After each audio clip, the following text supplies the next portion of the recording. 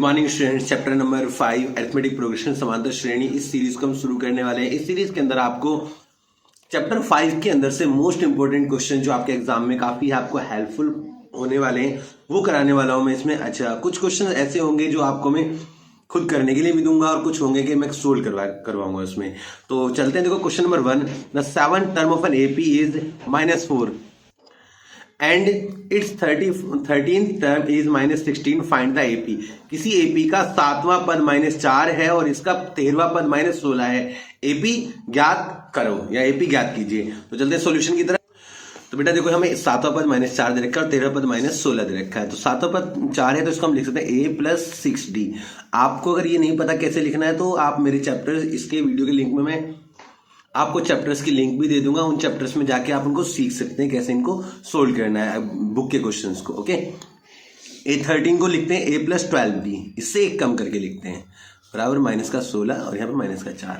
Okay, ए को मैं यहीं पे रखने वाला हूँ, -4 यहीं रहेगा, ये प्लस इधर प्लस का इधर आके -6d हो जाएगा, 6d डॉट 1 हो जाएगा ये। ओके, अब इसके बाद यहाँ पे ए की जगह मैं क्या रखूंगा, -4 और -6d, और ये प्लस का 12d यहाँ पे है इक्वल टू -16। ओके, 12d में 6d जाएगा तो कितना बचेगा, 6d बचेगा। ओके, यहाँ पे -16 है, ये प्लस का इधर आके प्लस का 4 हो जाएगा, तो कितना हो जाएगा, -12 डी को ही रखेंगे, डी बटे में जाएगा 6 2 12, डी इक्वल टू 2 हो जाएगा वही माइनस का। ओके, यहाँ पे ध्यान से देखेंगे। अच्छा, यहाँ पे लिखेंगे फ्रॉम इक्वेशन 1 समीकरण 1 से, क्योंकि समीकरण 1 से हमने यहाँ पे वैल्यू ए की वैल्यू रखी। अब डी का मान, पुट डी इन इक्वेशन 1 समीकरण 1 में, डी का मान समीकरण 1 में रखने पर आप हिंदी में लिख लेंगे। यहाँ पे ए को यहाँ एज लिखेंगे, -4 एज लिखेंगे, -6 भी, और डी की जगह -2 लगा देंगे। तो 6 2 12, -4 प्लस का 8, तो कितना हो जाएगा, 12, तो -2 और -6, 6 2 12 हो जाएगा। 12 में से 4 गया, कितना बचेगा, 8 बचेगा। ए की वैल्यू हो जाएगी 8। तो इस तरीके एपी जो होगी हमारे पास, क्या होगी एपी, तो हमें इसमें एपी बतानी है। ए की वैल्यू कितनी है हमारे पास, 8। उसके बाद डी की वैल्यू कितनी है, -2, तो मतलब 2 कम कर दे जाओ, तो 6 बचेगा यहाँ पे, फिर 4 बचेगा, फिर 2 बचेगा, एंड सो ऑन। इस तरीके से एपी हमारी होगी 8 6 4 2 एंड सो ऑन। अच्छा, चलते हैं क्वेश्चन नंबर 2 की तरफ। क्वेश्चन नंबर 2 में देखो, the 4th term of an AP is 0, prove that it's 25th term is triple it's 11th term. किसी एपी का चौथा पद 0 और सिद्ध कीजिए कि इसका 25वां पद इसके 11वें पद का 3 गुना है। सेम एज इसकी तरह क्वेश्चन नंबर 3 भी आप यहाँ देखें। Question number 3, if the 6th term of an AP is 0, कौन सी टर्म है, 6 टर्म, मतलब A6 कितना है, 0 है। अच्छा, फिर इसने कहा then show that 33rd term 833 किसके बराबर होगा, 3 टाइम्स इट्स 15th टर्म, मतलब 15th टर्म का अगर हम 3 गुना करेंगे तो इसके बराबर होगा। कहने का मतलब इस केस में भी हमारे पास डी की वैल्यू इक्वल्स आएंगी। तो चलते हैं क्वेश्चन की तरफ, सॉल्यूशन की तरफ। A6 बराबर कितना दे रखा है, 0, क्वेश्चन नंबर 3। ओके, A6 बराबर जब 0 दे दिया तो हम कहेंगे A + 5D बराबर 0, तो A का मतलब क्या होगा, -5D हो जाएगा। ओके, जब A की वैल्यू 5D होगी।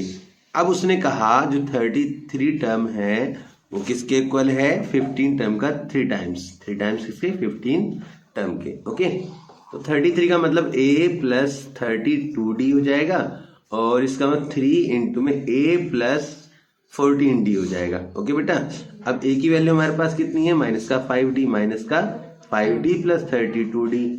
ओके, 3 -5D प्लस में 14D।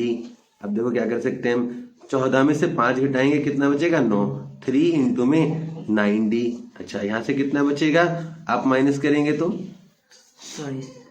27D। ओके, और 9 × 27D, आप देख सकते हैं 27D इधर भी है, 27D इधर पे, दोनों तरफ वैल्यू, इसकी पूरे की वैल्यू भी यही रही और इस पूरे की वैल्यू भी यही, दोनों की वैल्यू सेम है, तो हम कहेंगे LHS equal to RHS, hence it is hence prove. अच्छा, हमने सिद्ध कर दिया, ठीक है ना। सो A33 इक्वल टू 3 में A15, 3 में A15, हेंस प्रूव्ड, इति सिद्धम। हैंस प्रूव्ड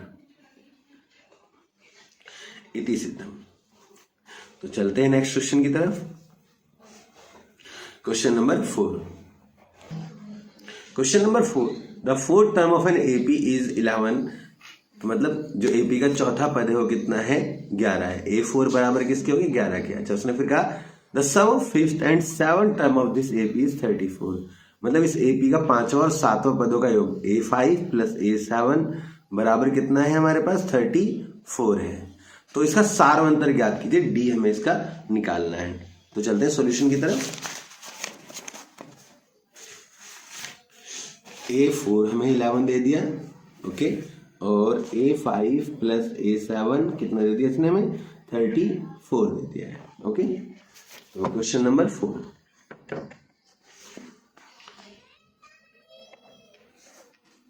क्वेश्चन नंबर 4 में आप देखेंगे, आप देखो कैसे, A4 हमें दे दिया इसने कितना, 4 टर्म 11 है हमारे पास, तो A प्लस 3D लिखेंगे बराबर 11। A को हम रखेंगे यहाँ पे, 11 को यहाँ रखेंगे, माइनस का 3D हो जाएगा, ओके।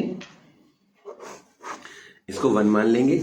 इसके बाद A5 और A7 कितना है, 34 है। A5 को A प्लस कितना 4D और इसको A प्लस 6D लिखेंगे बराबर 34। A और A कितना है, 2A हो जाएगा, 6 और 4 जुड़ेंगे 10D हो जाएगा, इक्वल टू 34 हो जाएगा। ये 2 से इसे भी डिवाइड करेंगे, इसको भी और इसको भी। A प्लस में 5D बचेगा यहाँ पे, और यहाँ पे 17, 17 दूनी 34 होता है। अच्छा, A किसके बराबर, 11 माइनस 3D, 11 माइनस 3D, और यहाँ पे कितना है 5D इक्वल टू 17। आप देखो इस A की जगह पे मैंने ये पूरी वैल्यू A की रख दी, क्यों A की वैल्यू किसके बराबर है, यहाँ लिखे समीकरण 1 से, फ्रॉम इक्वेशन 1, फ्रॉम इक्वेशन 1, समीकरण 1 से, समीकरण 1 से, ओके बेटा।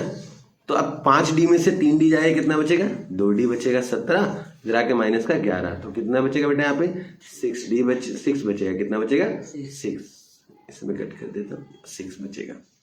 D को एज इट इज रखिए, 2 इसके नीचे, 2 3 जा 6, तो D बराबर कितना आ जाएगा 3। तो सार अंतर हमारे पास कितना है, कॉमन डिफरेंस, सार अंतर कहो या कॉमन डिफरेंस कहो, कॉमन डिफरेंस कितना है 3 हमारे पास, कितना आ जाएगा आंसर 3। चलते हैं अगले क्वेश्चन तरफ, क्वेश्चन नंबर 5।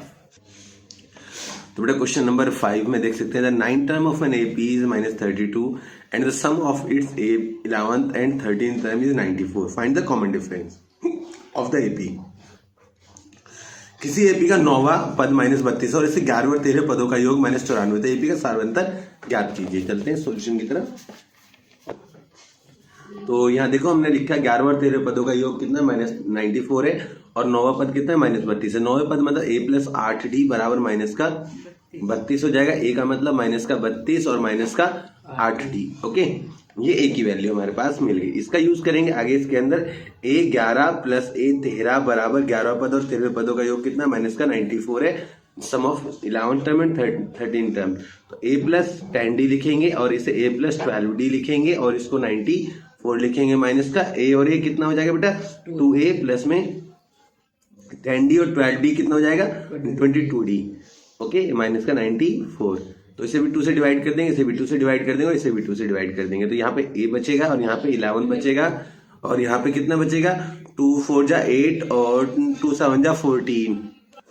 तो बेटा देखो A की वैल्यू में कितना दे रखी है -32 और -8, तो -32 और माइनस का 8D और 11D एज इट इज लिखेंगे, प्लस का 11D एज इट इज लिख लिया, माइनस का 47 लिखा है यहाँ पे, ओके।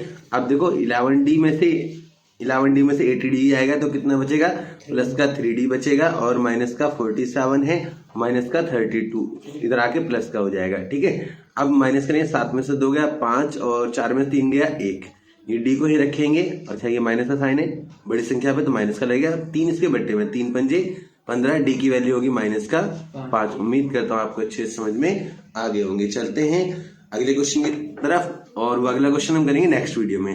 तब तक के लिए पार्ट 2 का इंतजार करें इसका, और पार्ट 2 के अंदर आपको बहुत इंपॉर्टेंट क्वेश्चंस करवाने वाला हूँ बेटा, इसलिए बने रहें इन हमारे चैनल पर और देखें सारे पार्ट्स की वीडियोस 10th क्लास के इंपॉर्टेंट जो क्वेश्चंस हैं आपके सभी चैप्टर्स के अंदर वो आपको करवाए जा रहे हैं, क्योंकि बुक्स के मैंने सारी वीडियोस बना के डाली हुई हैं और ये इंपॉर्टेंट क्वेश्चन जो एग्जाम के लिए वैल्यूएबल है वो अब आपके अपलोड कर रहा हूँ। तो तब तक के लिए गुड बाय।